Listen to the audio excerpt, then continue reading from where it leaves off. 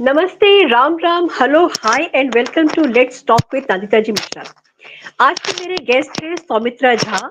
और सौमित्रा जी, आपका बहुत बहुत स्वागत है। Most welcome. नमस्ते जी, धन्यवाद। और सौमित्रा जी आज मेरे साथ पहली बार जुड़े हैं and he is a very well known and a very very respected astrologer. और आज हम एस्ट्रोलॉजी के बारे में बात करेंगे, but not on personal astrology. We are going to talk on geopolitics, और जियो पॉलिटिक्स पे एस्ट्रोलॉजी क्या प्रिडिक्ट कर रही है उसके बारे में हम लोग बात करने जा रहे हैं। और हमारा मेन फोकस होगा Bangladesh, India, Trump, Mohammad Yunus and Sheikh Hasina. तो स्टे ट्यून्ड, और आज का सेशन बहुत ही मजेदार और बहुत इंफॉर्मेटिव होने वाला है। Once again most welcome to you Soumitra ji. Thank you Nandita ji. Soumitra ji, astrology को साइंस वैसे तो जो है वो एक्सेप्ट नहीं करता है। और साइंस का कहना है कि एस्ट्रोलॉजी जो है वो, क्योंकि कोई बैकअप नहीं है उसके पास में, इसलिए एस्ट्रोलॉजी को किनारे किया जाता है। But still astrology is a very very powerful platform, जहां पर आकर आप बहुत सारी चीजें पर्सनल लाइफ में और पूरी दुनिया के बारे में भी आप प्रिडिक्ट कर सकते हैं। So coming to a topic, हम बात करेंगे आज जो एस्ट्रोलॉजिकली बांग्लादेश में जो हो रहा है। बांग्लादेश की कुंडली क्या कहती है, क्योंकि इतना अपहीवल हो गया है बांग्लादेश में। नया नया कंट्री बना, और नया कंट्री बनने के 53-52 इयर्स के बाद में फिर से इतना बड़ा तूफान आ गया है। पहले हम उसके बारे में बात करते हैं। जी, नंदिता जी, बहुत-बहुत धन्यवाद आपका, आपके प्रेस्टीजियस चैनल पे मुझे इनवाइट करने के लिए। ज़रूर, तो एस्ट्रोलॉजी और बांग्लादेश और इन सब का आज के समय में ज्योतिष शास्त्र हमें क्या बता रहा है बांग्लादेश की वर्तमान स्थिति को लेके, वर्तमान राजनैतिक उथल-पुथल मची हुई है, सिविलाइजेशनल उथल-पुथल मची हुई है। इन सब चीज़ों को लेकर क्या बताता है, इन सब पर हम जितने हद तक हो सके इन अ लेमैन्स लैंग्वेज कि लोगों को समझ में आए, हमारे व्यूअर्स एजुकेट हो सकें कि ज्योतिष शास्त्र इस पर क्या कहता है, मैं कोशिश करूँगा कि आपके माध्यम से हमारे दर्शकों तक ज़रूर पहुँचाऊँ। जैसा आपने खुद कहा कि astrology is a way is kind of a science but the scientific community बहुत ज़्यादा उसको साइंस नहीं मानती है, यानी कि सूडो साइंस, अर्ध विज्ञान, पूर्ण विज्ञान नहीं मानती है। अब ये पूर्ण विज्ञान है या विज्ञान नहीं है, ये एक सैद्धांतिक विषय है और इस पर बहस चल सकती है, तो उसे जाने देते हैं। परंतु राइट। एस्ट्रोलॉजी ग्रहों की खगोलीय जो पदार्थ हमारे पूरे वातावरण में हैं, चाहे वो एस्टेरॉइड्स हो, मेटेरॉइड्स हों, उनसे ऊपर जाते हैं, प्लैनेट्स हों, उनसे ऊपर और देखते हैं तो स्टार्स हों, कॉन्स्टलेशंस हों, इनकी जो 24/7 एक मोशन चल रहा है, इस मोशन का प्रभाव उनके गुरुत्वाकर्षण बिंदुओं का जो चेंज आ रहा है अर्थ के साथ ड्यू टू लोकेशन चेंज, उस जियो लोकेशन चेंज, उस गुरुत्वाकर्षण के फील्ड का वर्ल्ड पे क्या प्रभाव पड़ेगा, चाहे वो जगत पर हो, जगत पे मौजूद किसी व्यक्ति विशेष के लिए हो या स्थान विशेष के लिए हो। तो जिस प्रकार राइट। जब हम पर्सनल कुंडली की चर्चा करते हैं तो हम उनका date of birth, place of birth और टाइम ऑफ बर्थ मांगते हैं वैदिक पद्धति से, पराशरी पद्धति से उनके कुंडली का अध्ययन करने के लिए, और नाड़ी में भी हमें इसकी आवश्यकता पड़ती है। उसी तरीके से जब हम बांग्लादेश की परिस्थिति की बात करें तो हमें 2-3 चीजों को ध्यान में रखना होगा। पहला, बांग्लादेश की उत्पत्ति का दिन यानी 16 दिसंबर 1971 हो गया उनका जन्म दिवस आज के परिप्रेक्ष्य में, क्योंकि मॉडर्न डेमोक्रेसी उसी समय सेट हुई थी इन एनी वे पॉसिबल। 16 दिसंबर 1971 ढाका दिन का समय हमारे पास, जब जब पाकिस्तान आर्मी ने गिव अप किया, जब साइन किया, वो समय हम ले लें, हमारे पास बांग्लादेश की कुंडली बन जाती है। ठीक है। दूसरी कुंडली जो इंपॉर्टेंट आती है वो आती है इस समय बांग्लादेश की राजनीति में जो सबसे स्थिरता प्रदान करने वाला व्यक्तित्व था, वो था मैडम शेख हसीना का, जिनको इन्होंने आउस्ट किया है। और कट्टरपंथियों ने, और इन कट्टरपंथियों ने विभत्सता दिखाई है, जैसे उनके निजी सामान और निजी रेसिडेंस आवास स्थल पर जाकर जो क्रूरता और जो दैन्य मानसिकता का परिचय इन्होंने दिया है, वो अपने आप में निंदनीय है। तो मैडम शेख हसीना जी की कुंडली डेट ऑफ बर्थ के हिसाब से। देन आते हैं हम, अभी विश्व राजनीति में चाहे हम माने या ना माने, अमेरिका की दादागिरी आज भी चलती है। अमेरिका जियोपॉलिटिक्स में बहुत इंपॉर्टेंट है। डोनाल्ड ट्रंप का आना कहीं ना कहीं माना जा रहा है कि लेफ्ट लिबरल कट्टरपंथी जो हैं, वाम पक्षी जो कट्टरपंथी हैं, उनको हराकर डोनाल्ड ट्रंप ने एक तरह से जो वहां की रिपब्लिकन पार्टी थी, जो मेक अमेरिका ग्रेट अगेन में बिलीव करती थी, उनके सपोर्ट को डोनाल्ड ट्रंप ने गार्नर किया एंड वो द्वितीय बार प्रेसिडेंट बने। तो उनके जो ओथ टेकिंग डे का डेट होगा उसको हम जज करेंगे, उनका डेट टाइम प्लेस चेक करेंगे। और इंडिया के लिए इंडिया का इसमें क्या रोल हो सकता है, because India is the biggest ally of USA around Bangladesh. तो इंडिया के लिए हम 15 अगस्त 1947 चेक करेंगे। साथ ही साथ मेरी अध्ययन के पीछे 2025 की जो वर्षफल कुंडली होगी उसका भी एक एक मैंने समुचित रूप से अध्ययन करके अपने अपने इस सारे बातों के तार को जोड़ने का प्रयास किया है। तो बात शुरू करेंगे हम बांग्लादेश से जी। 16 दिसंबर 1971 बांग्लादेश की इतिहास में लिखी जाने वाली पहले पन्ने की पहली शब्द का या पहला तारीख आप मान लें, 16 दिसंबर 1971 की कुंडली जब हम बनाते हैं, दिन के 12 बजे के आसपास की हम बनाएंगे, क्योंकि दिन तक बांग्लादेश को ये समझ में आ चुका था कि आज वो आजाद हो रहे हैं, कभी भी अनाउंस होने वाला था। तो दिन के अगर हम मध्य दिन की कुंडली बनाएं तो आप पाएंगी कि उस समय मंगल जो थे वो कुंभ राशि में थे। कुंभ राशि जो होती है वो काल पुरुष कुंडली में लाभ की, गेन की राशि होती है।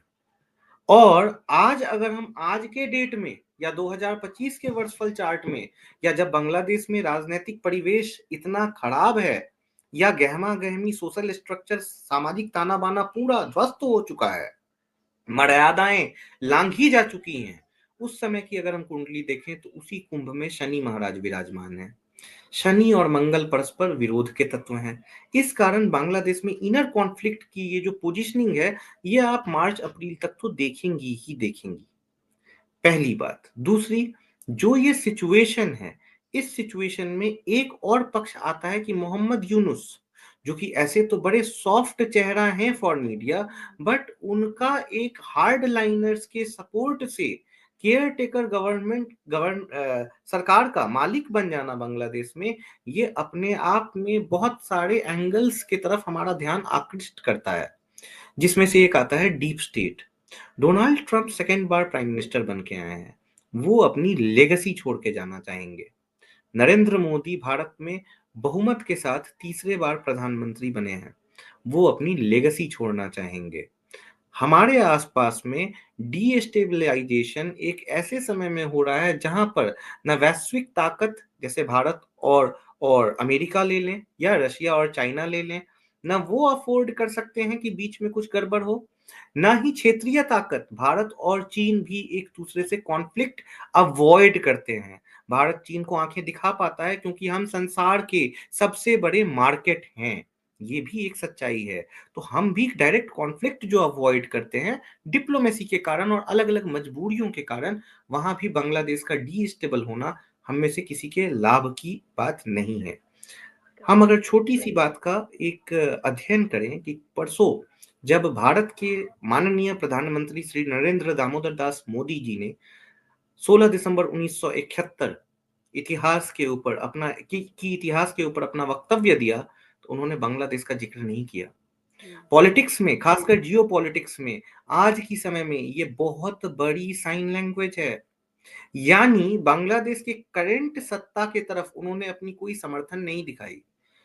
कहीं ना कहीं शेख हसीना ने भी भारत में ही अपना मित्र पाया, जब उनको वहां पर और गुजारा करना मुश्किल हो रहा था, सत्ता में रहते हुए तो छोड़िए, अपने जीवन के लिए भी। आज जब डोनाल्ड ट्रंप के रूप में एक पुराना दोस्त वापस मिला है, डोनाल्ड ट्रंप के रूप में, जब डोनाल्ड ट्रंप साहब पिछली बार थे तब भी भारत के साथ संबंध अच्छे थे, पूरे विश्व में कहीं कोई वार नहीं हो रहा था, कोरिया शांत था, फ्रांस शांत था, हाँ ईयू में रिफ्यूजी प्रॉब्लम जरूर हो रही थी, बट बाकी पूरा विश्व शांत था। डोनाल्ड ट्रंप के आने के बाद बांग्लादेश की ये डीस्टेबिलिटी की जो कंडीशन है, as per astrology it will get stabilised, लेकिन ये एक फेज वाइज होगा। जैसे मैं आपको बताऊं, जनवरी से लेके मार्च तक का जो अवधि है, इसमें आप मेरी प्रेडिक्शन, जो मेरी ये गणना मैं कह रहा हूं, बहुत ज्यादा आप इसको सच होते हुए ना देखें, बड़े स्लोली सब कुछ चलेगा। उसमें क्या-क्या होगा वो अभी मैं आगे आपको ज़रूर बताऊँगा। बट जनवरी से मार्च थोड़ा स्लो पीरियड है। मार्च से जून आपको काफ़ी सारे डायरेक्ट हिंट्स मिलने लगेंगी इंटरनेशनल जियोपॉलिटिक्स की, जिसमें बांग्लादेश पे प्रेशर बनने लगा है। जिसकी एक छवि हमें देखने को मिल चुकी है जब अडानी ने अपने पावर बिल बांग्लादेश को भेजे थे। उनका पावर हुँ, काटा नहीं गया है, बट उनके सर हुँ, पर एक तलवार मंडराई ज़रूर थी। आप इस तरह के अनेकानेक इंटरनेशनल सैंक्शंस या इंटरनेशनल ट्रेड सैंक्शंस खास के, फाइनेंशियल रिस्ट्रेंट्स खास के आगे आने वाले समय में हम एक्सपेक्ट कर सकते हैं फ्रॉम ट्रम्प एडमिनिस्ट्रेशन, क्योंकि जो इंसान बाकी विश्व में बड़े-बड़े कॉन्फ्लिक्ट को शांत कर सकता है, सिर्फ प्रेसिडेंट इलेक्ट होके, वो हुँ, प्रेसिडेंट बनने के बाद इस रीजन में जो इतना जियो पॉलिटिकली एक्टिव रीजन है, बांग्लादेश जैसी डीस्टेबिलिटी को छोड़ना नहीं चाहेगा। वहां पे चाइना को कोई एक पोर्ट नहीं खरीदने देना चाहेगा। तो Trump is going to 100% control the situation.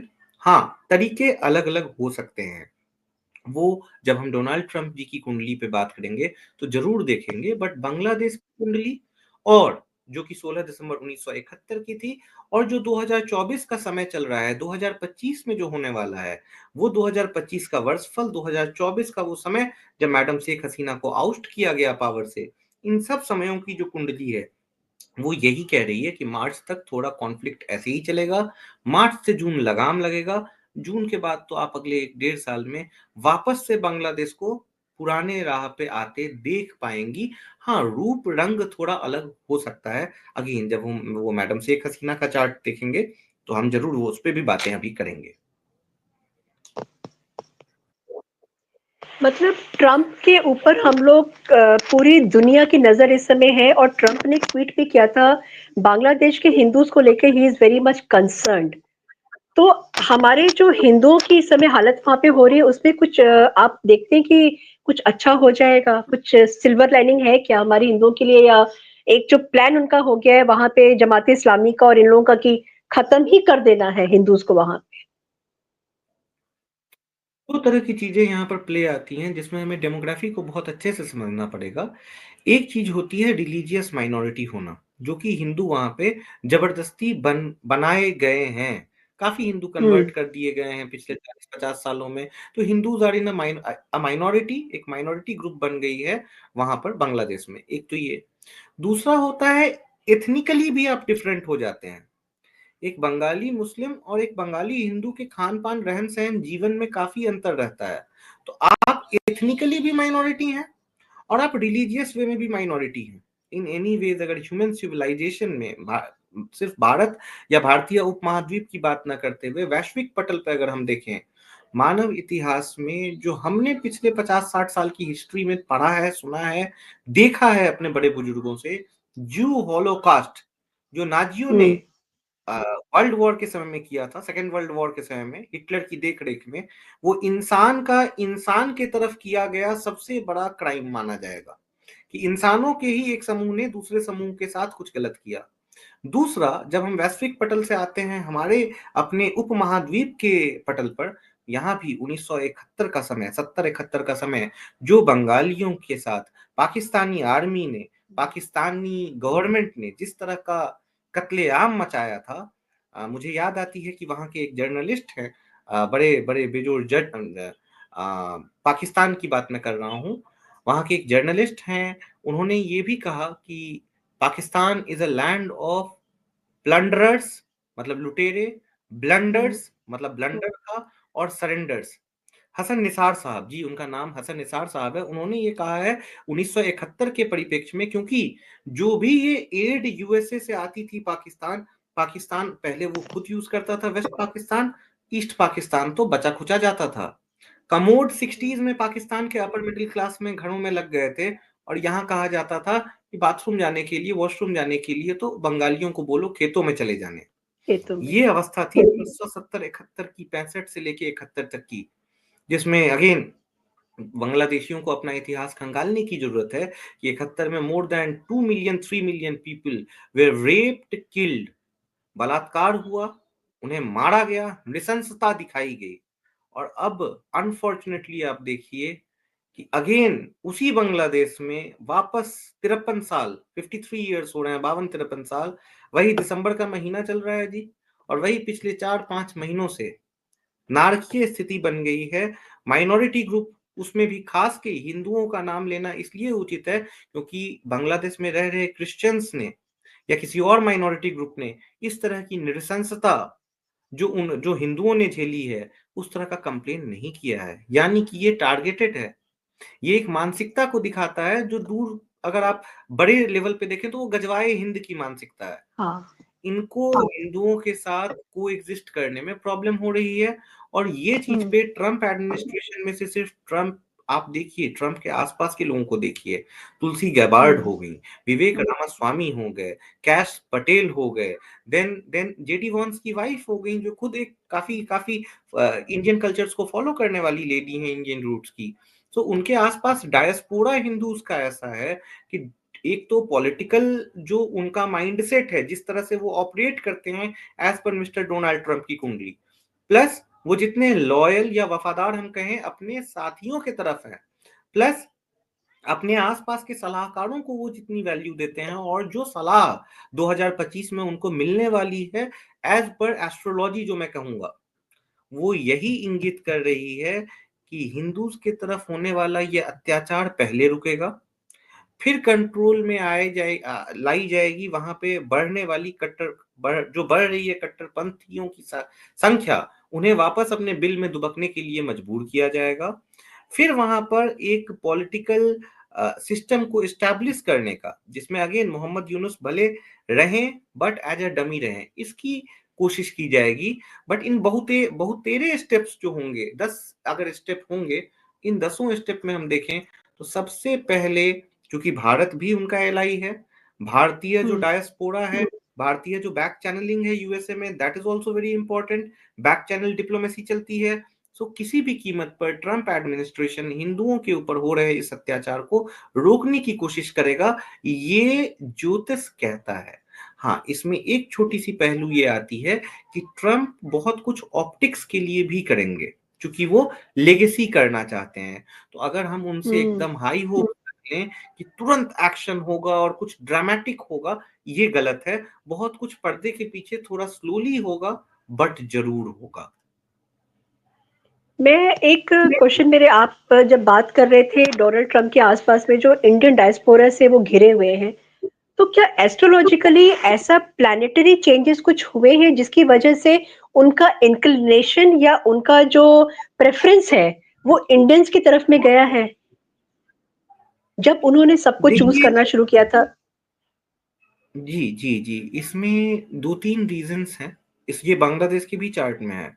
Bangladesh की हम्म। जो राशि बनती है, अगर हम बांग्लादेश के चार्ट की बात करें, और वहां से मैं डोनाल्ड ट्रंप साहब के चार्ट की भी बात करूंगा, बांग्लादेश की जो राशि बनती है वो वृश्चिक राशि बनती है।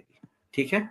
उस दिन हम्म। चंद्रमा ज्येष्ठ नक्षत्र में वृश्चिक राशि में वास था उनका, जब बांग्लादेश फॉर्म हुई थी। अब ये चंद्रमा वहां पे बैठे हुए हैं, ये इंपॉर्टेंट नहीं है। चंद्रमा वृश्चिक राशि में बैठे हुए हैं बृहस्पति और बुध के साथ। बृहस्पति और बुध दोनों डुअलिटी के प्लैनेट्स हैं। डुअल एक आपके अंदर पर्सनालिटी देते हैं। तो बांग्लादेश के हम्म। अंदर एक डुअलिटी हमेशा से है, एक कट्टरपंथ और एक नरमपंथ। ये बांग्लादेश में हमेशा से है। प्रोग्रेसिव लोग भी हैं और वैसे लोग भी हैं जो बिल्कुल उनको शरिया लॉ से भी ज्यादा पुराने दिनों में घसीट घसीट के वापस ले जाना चाहते हैं। डोनाल्ड ट्रंप की कुंडली में जब आप बात करें, अच्छा, इसीलिए आपको बांग्लादेश में प्रो इंडिया सेंटिमेंट भी मिलेगा और आज भी प्रो पाकिस्तान सेंटिमेंट भी मिलता है, जिस पर हम हम्म। इंडियंस को थोड़ा ताज्जुब होता है। बट ये उस हम्म। डुअलिटी से आती है जो बांग्लादेश के चार्ट में है। डोनाल्ड ट्रंप की अगर हम बात करें तो डोनाल्ड ट्रंप के चार्ट में अगर आप डायरेक्ट एस्ट्रोलॉजिकली उनके राशि को देखेंगे डोनाल्ड ट्रंप के, तो डोनाल्ड ट्रंप की जो राशि बनती है चंद्रमा, वो भी वृश्चिक में है। ठीक है। और वृश्चिक में चंद्रमा जब बैठे हुए हैं तो वो केतु के साथ बैठे हुए हैं और सूर्य और राहु पर उनकी दृष्टि है। ऐसा इंसान जो है ऐसे जगह पर या ऐसे जगह के लोगों पे फोकस जरूर करेगा जो कल्चरली अपने इतिहास से जुड़े हुए हैं। चूंकि डोनाल्ड ट्रंप का अपने पहले टर्म में नरेंद्र मोदी जैसे काफी काफी नरेंद्र मोदी उस टर्म में नरेंद्र मोदी की पूरी छवि ही जो थी वो एक बहुत bold, strong and popular leader की थी, जो आज तक श्रीमान ने बरकरार रखी है। परंतु उस समय श्रीमान मोदी की कुंडली में जो पॉपुलैरिटी का सडन रश था, डोनाल्ड ट्रंप ने उस चीज को देखा है। डोनाल्ड ट्रंप ने मोदी मोदी, ट्रंप ट्रंप के नारे लगते हुए देखे हैं। वो तो छल से या किसी रीजन से वो उस इलेक्शन में सफल नहीं हुए, परंतु उन्होंने वो चार्म, वो इनिग्मा देखा है। इंडियंस के तरफ उनका उसी समय से एक एक धारणा जो है या तो रही होगी, या फिर उनके चार्ट का ये जो कॉम्बिनेशन है कि उनको ऐसे जगह के लोग, powerful people from powerful places, ये उनको बड़ा अट्रैक्ट करता है। डोनाल्ड ट्रंप इस तरह के पावरफुल लोगों को मित्र बना के रखने में, इनके साथ बिजनेस करने में, क्योंकि वो व्यापारी हैं, उनके अंदर का बुध और उनके अंदर का चंद्रमा उनको काफी सपोर्ट करता है। इसलिए डोनाल्ड ट्रंप की इंडियंस के साथ बनती है। दूसरा, डोनाल्ड ट्रंप की कुंडली बताती है कि चूंकि चंद्रमा के साथ केतु है, ऐसा व्यक्ति बोलते बोलते कभी कभी बहक जाएगा, कुछ ऐसी बात बोल देगा जो शायद उस व्यक्ति को नहीं बोलना चाहिए। मोस्टली वो बातें सही भी हो जाएंगी, बट कहने का तरीका हो सकता है कुछ कड़ू हो जाए, कुछ कड़वा हो जाए, कुछ कटु तरीके से वो आपको कुछ कोई वचन, कोई अपनी बात, कोई अपनी थेसिस वो बोल दे। डोनाल्ड ट्रंप की इस कुंडली के इस चीज को रिफ्लेक्ट कौन करता है? तो according to international media, Narendra Modi का व्यक्तित्व भी इंटरनेशनल मीडिया, जो मेन स्ट्रीम मीडिया है, इस तरह का बनाती है कि बॉस हैं, ऑथोरिटी फिगर हैं। सेम फिगर जो है वो इजरायली प्राइम मिनिस्टर के बारे में बनती है, सेम फिगर जो है वो पुतिन के बारे में बनती है। आप देखिए इन सब के साथ डोनाल्ड ट्रंप का रिश्ता अच्छा है। दूसरा, जब ये इलेक्टोरल प्री प्रेसिडेंशियल पोल से पहले जब डिबेट्स चलते हैं यूएसए में, उस समय भी उन्होंने विवेक रामास्वामी के भाषणों को सुना होगा, विवेक रामास्वामी से उनकी क्लोजनेस बढ़ी होगी। And then birds of a feather flock together, एक तरह की संगत जमा होते गई। तो डोनाल्ड ट्रंप की कुंडली उनका से ज्यादा उनका जो व्यक्तित्व है, उनकी जो मानसिकता है, वो उनको भारतीयों के करीब ला रही है। यंग, आप देखेंगे उनकी टीम में यंग भारतीय हैं, एस्पिरेशनल भारतीय हैं, कोई 70 साल या 80 साल का वयोवृद्ध नेता नहीं है भारत का। तो ये चीज डोनाल्ड ट्रंप की कुंडली को थोड़ा अलग बनाती है, रिस्क टेकर बनाती है। और जिसका ज्योतिष के तरह से हम एक ज्योतिष की ज्योतिषीय अगर एनालिसिस करें उस बात का, तो इस चीज की का जो फायदा है राइट नाउ बांग्लादेश के माइनॉरिटीज हिंदूज को मिलने वाला है, इसके चांसेस काफी हाई है। सौमित्रा जी, मैं अब एक एक करके, जैसे आपने भी बांग्लादेश का बता दिया कि बांग्लादेश में चीजें ठीक होंगी, और वो इतनी जल्दी चुटकी में नहीं होंगी, धीरे धीरे सटल वे में होंगी, लेकिन होंगी जरूर। डोनाल्ड ट्रंप के बारे में भी हमें डिस्कस कर लिया कि उनकी कुंडली क्या कहती है, और उनका वर्ल्ड पे, और स्पेशली अगर हम बांग्लादेश और हिंदूज की और इंडिया की हम बात करें तो उसके ऊपर क्या उनका इम्पैक्ट होने वाला है। अब अगर मैं आती हूँ, अच्छा यूनुस के बारे में भी हम लोगों ने थोड़ा सा बात कर लिया, मोहम्मद यूनुस के बारे में, कि मोहम्मद यूनुस का अल्टीमेटली होने क्या वाला है, थोड़ा सा उसके ऊपर बताइए। और उसके बाद में will come down to Sheikh Hasina. Sheikh Hasina का आगे क्या? इन इन तीन, यहाँ पर तीन पर्सनालिटीज आ रही हैं, जो आप समझिए इस कहानी के, इस कथा के तीन पात्र हैं। एक हो जा रहे हैं मोहम्मद यूनुस, जिनको जबरदस्ती आपने बना दिया है इम्पोर्टेंट। इस इंसान की कोई इंपॉर्टेंस नहीं थी करप्शन केस में, ये इंसान दुनिया भर में बदनामी झेल चुका था, अलग अलग तरह के फाउंडेशंस के साथ जुड़ के पता नहीं कौन कौन से कृत्यों में शामिल है महाराज। किंतु इनको जबरदस्ती पावर में लाया गया। अब जो एक्चुअल पावर सेंटर्स थे बांग्लादेश के, वो थे खालिदा जिया और शेख हसीना।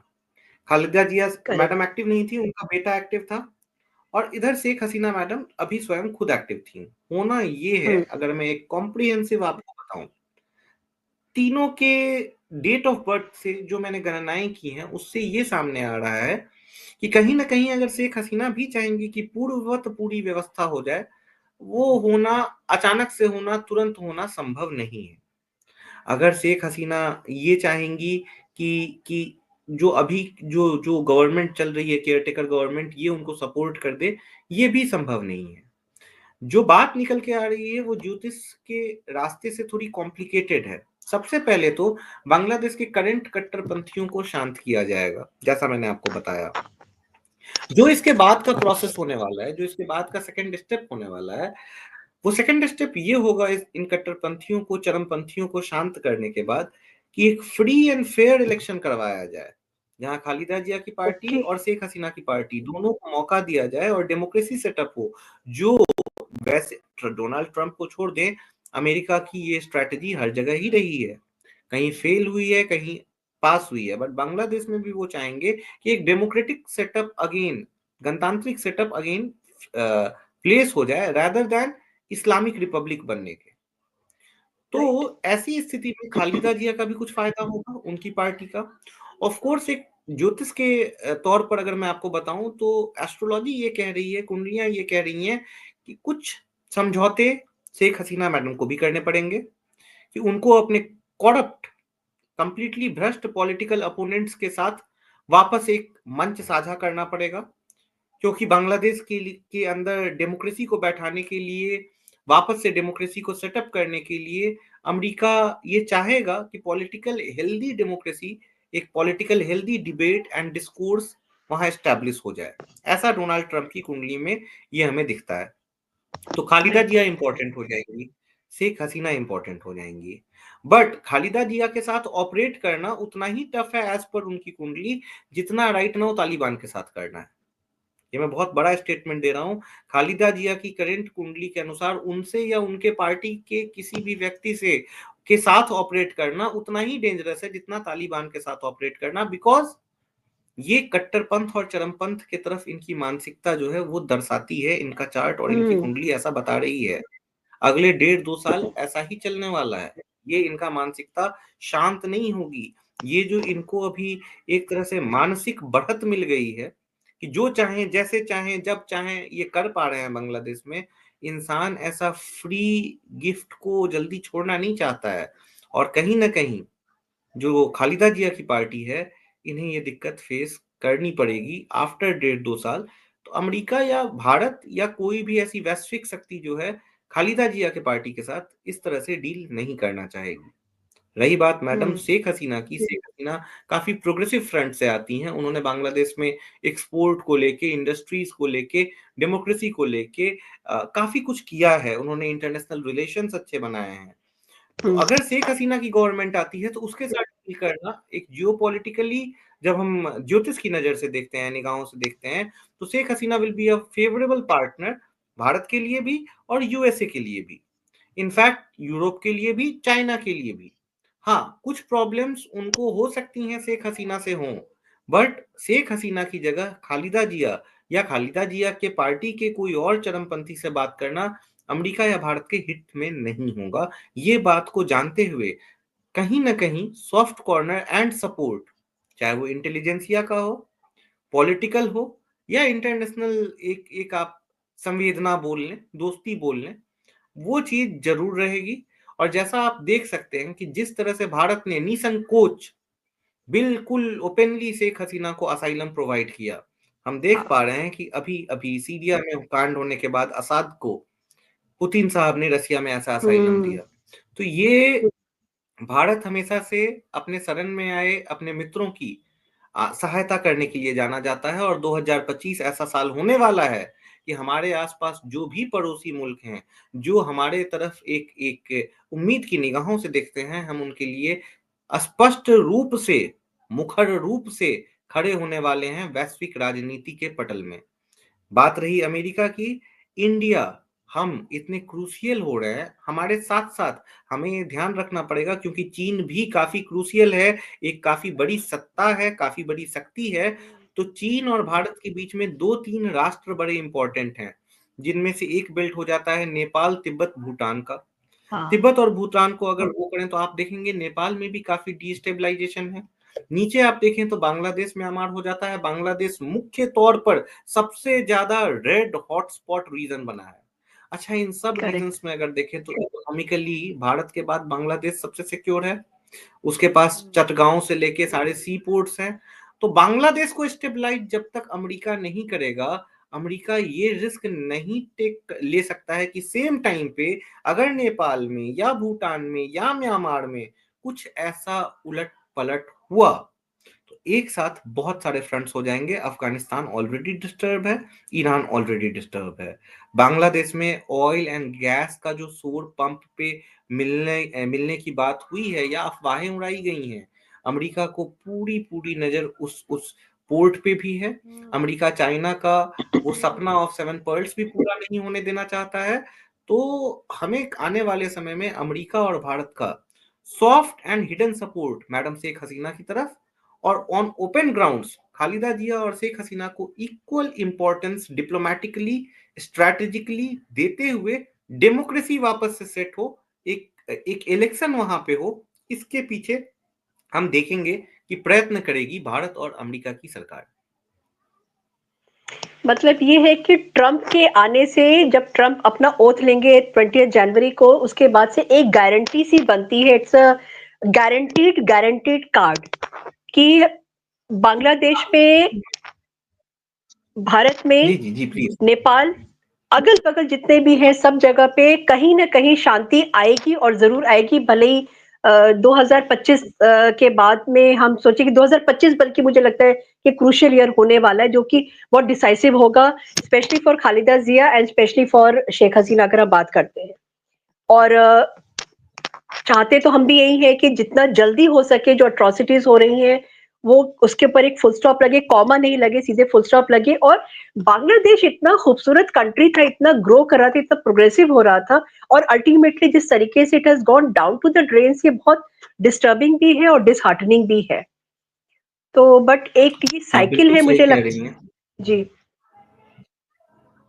एक कुचक्र बोलिए। ही है और बिल्कुल आप सही कह हम्म। रही हैं कि डोनाल्ड ट्रंप का आना, शुरुआत के 3-4 महीने तो ऑफ कोर्स उनको अपनी बहुत सारी पॉलिसी चेंज करनी है। जून के बाद से हम्म। उनका पूरा ध्यान बांग्लादेश, ये साउथ ईस्ट रीजन में जो एशिया का रीजन है यहाँ रहेगा। चाइना और भारत को मद्देनजर रखते हुए, रूस को मद्देनजर रखते हुए, और बांग्लादेश को सबसे पहले वो शांत करना चाहेंगे सो दैट वो बड़े पटल पर नजर अपना दौड़ा सकें। जून के बाद जरूर इसमें सुधार आएगा। एंड यस, जो अदरवाइज भी बांग्लादेश की अपनी कुंडली कहती है, शेख हसीना, खालिदा जिया, ये इंपॉर्टेंट तो है ही, बट हिंदुओं का जो नरसंहार वहां पर मचा हुआ है, जो दुर्दांत कृत्य किए गए हैं, धार्मिक संस्था, जो वहां के संस्थान हैं, इस्कॉन वगैरह को जिस तरह से हार्म किया गया है, कट्टरपंथियों ने समय समय पर बांग्लादेश में अपनी आवाज उठाने की कोशिश की है। आज से कुछ वर्ष पहले, शायद 10 वर्ष के अंदर की घटना है, गुलशन एरिया ढाका में बॉम्ब विस्फोट भी हुआ था जिसमें 1-2 इंडियंस की भी डेथ हुई थी, कुछ स्टूडेंट्स की। उस समय भी कट्टरपंथ हम्म। अपने चरम पर बोलना शुरू किया था। उस समय भी स्टूडेंट एक फोर्स बना के, विद्यार्थी परिषद बनाकर, उसकी आड़ में कट्टरपंथियों ने धावा बोलने हम्म। की कोशिश की थी। इलेक्शंस हुए थे, उनको करप्ट कहा गया था, बट शेख हसीना ने काफी अच्छे से उस चीज को दबाया भी था और जनता का सपोर्ट भी अपने लिए किया था, पाया था। ये साइकिल जरूर वैसा ही रिपीट होते मुझे दिख रहा है। हाँ, इस बार इस साइकिल में थोड़े दांव पेच ज्यादा हैं। वो दांव पेच में थोड़ा सा बाहरी शक्तियों का प्रभाव ज्यादा रहेगा। फॉर एग्जाम्पल, भारत का प्रभाव, अमेरिका का प्रभाव। बांग्लादेश को ये पिल स्वेलो करना ही पड़ेगा कि अपनी स्वायत्ता के लिए उसे थोड़ी डिपेंडेंसी अपने आसपास के अपने बड़े पार्टनर्स को देनी पड़ेगी, और देनी भी चाहिए, क्योंकि हम्म। अंदरूनी तौर पे बांग्लादेश अभी भी पूरी तरह से तैयार नहीं है डेमोक्रेसी के लिए या डेमोक्रेटिक सिस्टम को एक्सेप्ट करने के लिए। इसलिए उसे अपने आसपास के पुराने और सबसे बड़े जो गणतंत्र हैं, अमेरिका और भारत, जो उसको स्टेबलाइज करने में उसकी हेल्प कर सकते हैं, बिल्कुल मुखर रूप से मदद लेनी चाहिए, बिना किसी हम्म। तरह का बायस रखे हुए। अदरवाइज ये कट्टरपंथ बांग्लादेश के लिए बहुत बहुत घातक साबित हो सकता है। सविता जी, बांग्लादेश के साथ में बगल में तो हम भी बैठे हुए हैं, हमारे यहाँ पर भी तो एनिमीज विद इन इतने सारे बैठे हुए हैं कि अगर उनको साथ मिल गया इन लोगों का, तो फिर आप भारत को भी जलने से रोक नहीं कोई पाएगा। तो ये चीज को दबाना, इस चीज को खत्म करना अवश्य भावी है, बहुत जरूरी है ये। और बांग्लादेश एक, मुझे लगता है, बुके की तरह है बीच में, उसको संवारना और फ्लरिश करना बहुत जरूरी है, सो दैट हमारे रीजन में शांति रहे और हम लोग चैन से जी पाए। और हिंदूज वहां पर भी, हिंदूज तो हम लोग यहाँ पे है ही है, तो एवरीबडी। अच्छा, एक जो आपने बोला कि 4 कॉर्नर्स बन रहे हैं पावर के, नरेंद्र मोदी, पुतिन, और उसके बाद में इजराइल में नेतन्याहू, और उसके बाद में यहाँ पे डोनाल्ड ट्रंप। तो ये जी। 4 लोग जो हैं, मुझे लगता है कि बहुत बड़ा रोल प्ले करने वाले इन कमिंग ईयर्स नाउ, पूरे विश्व में हर चीज को समेटने के लिए, हर चीज को ठीक रखने के लिए। क्योंकि मेन क्या है, ह्यूमंस ही है। अगर ह्यूमंस ही नहीं रहेंगे तो फिर बचेगा क्या? तो उस ह्यूमैनिटी को, उस जी। ह्यूमंस को बचाने के लिए मुझे लगता है कि ये भी एक एस्ट्रोलॉजिकली प्लैनेटरी पोजीशंस चेंज हुई हैं कि एक साथ एक समय पे ये 4 लोग आए हैं, और चारों एक दूसरे से रैपो बहुत अच्छा है। देखिए, इसमें एक ये ज्योतिष की आपने बहुत बड़ी बात और बहुत बढ़िया बात आपने बताई कि ये बिल्कुल सही बात है। अगर हम एक 4 चौकोन को इमेजिन करें और चौकोन के 2 अपोजिट कोन्स पे एक अमेरिका को रख लें और एक रसिया को रख लेते हैं, क्योंकि वो आपस में प्रतिद्वंदी भी हैं। और चौकोन के हाँ। बाकी दोनों ये चौकोन के बाकी दोनों कोनों में हमने रख लिया भारत और इज़राइल को। ये हैं मित्र, ये आपस में पास आना चाहेंगे। ये दोनों शत्रु हैं, ये आपस में दूर भागना चाहेंगे। ये चौकोर में 2 कोने पास आते-आते एक बन जा रहे हैं और ये दूर होते-होते एक बन जा रहे हैं। बेसिकली चारों एक लाइन पे हैं। तो अगर ज्योतिष की हाँ। बात करें, ग्रहों की चाल की बात करें, तो भले ऊपरी तौर पर भारत, अमेरिका, रसिया, इज़राइल एक दूसरे की पॉलिसीज के अगेंस्ट दिखें, विरोध करते हुए दिखें, इन द लॉन्गर टर्म जब तक ये राष्ट्राध्यक्ष यहाँ बैठे हुए हैं, जिन चारों का आपने नाम लिया मैम, तब तक एक पावर सेंटर जो है यही है। और इन सब के बीच में हमें भूलना नहीं पड़ेगा शी जिनपिंग को, वो भी हैं। परंतु इन चारों का जिस तरह से मुखर व्यक्तित्व उनके चार्ट में दिख रहा है, जिनपिंग का थोड़ा सा डाउनफॉल, पतन का समय है। खैर वो चर्चा हम किसी और दिन करेंगे। बट हाँ, ये चारों विश्व राजनीति के पटल में काफी इंपॉर्टेंट होने वाले हैं। और मैं तो बोलूंगी एस्ट्रोलॉजिकली और प्लैनेट्स को थैंक यू बोलना चाहिए कि आप इस समय पर सब लोग एक साथ आए हैं कि जो चेंज हमको चाहिए इस समय हमारे पूरे विश्व में, उसके लिए इन चारों का होना बहुत ज्यादा जरूरी है। क्योंकि अगर 4 में से एक नहीं होते तो जो ट्राइंगल बनता, ट्राइंगल पे डिसबैलेंस ही लेकर के आता। तो वो ट्राइंगल बिल्कुल ना आप सही हो कह रही और हैं। साथ में हाँ स्क्वायर बन के या रेक्टेंगल बन गया है, और होपफुल है, फिंगर्स आर क्रॉस्ड कि सब चीजें अच्छी होनी अब शुरू हो जाएंगी, और नया साल जो आएगा वो अब शांति शांति शांति लेकर के आएगा। Soumitra ji, thank you so much. और बहुत अच्छे तरीके से, बहुत सिंपल तरीके से आपने समझाया भी, क्योंकि बहुत सारे व्यूवर्स ऐसे हैं जो एस्ट्रोलॉजिकली चीजों को नहीं समझते हैं। उनको क्या है ना, बस स्ट्रेट में चाहिए कि आखिर एंड में क्या होगा। तो आपने वो भी बताया, और एस्ट्रोलॉजिकली क्यों हो रहा है ये भी आपने बताया, और इसके लिए बहुत बहुत धन्यवाद। और हम फिर चर्चा करेंगे। अब हम नेक्स्ट चर्चा करेंगे मेरे ख्याल से इंडिया और पाकिस्तान के बारे में। एक वो भी बहुत मतलब मुझे लगता है कि बॉइलिंग सब्जेक्ट होता है, जो सब लोग के इंटरेस्ट का भी होता है। तो जी, will talk about this thing also. और पाकिस्तान में जो वहां पे डेफिनेटली नंदिता माइनॉरिटीज जी। है उनके साथ में क्या हो रहा है और क्या होगा आगे, उसके बारे में बात करेंगे। आपका बहुत बहुत धन्यवाद, thank you so much for. जी इट वाज अ ग्रेट बोलिए एक्सपीरियंस बोलिए। Nandita ji. On a lighter note, we should hope कि तब तक पाकिस्तान अपने माइनॉरिटीज को प्रोटेक्ट रखे, क्योंकि वहां तो माइनॉरिटीज को दिन दुगुने रात चौगुने के हिसाब से बहुत ब्रूटलाइज किया जा रहा है। Definitely we will talk actually about that. बहुत अच्छा लगा आपसे बात कर। धन्यवाद Nandita ji. Same here, thank you so much. आप मेरे चैनल को लाइक करिए, सब्सक्राइब करिए और शेयर जरूर करिएगा, क्योंकि सौमित्रा झा जी को आज मैं लेकर आई हूँ, और आपकी अगर डिमांड होगी तो मैं उनको बार बार लेकर फिर से आऊंगी। जय हिंद, जय भारत, भारत माता की जय।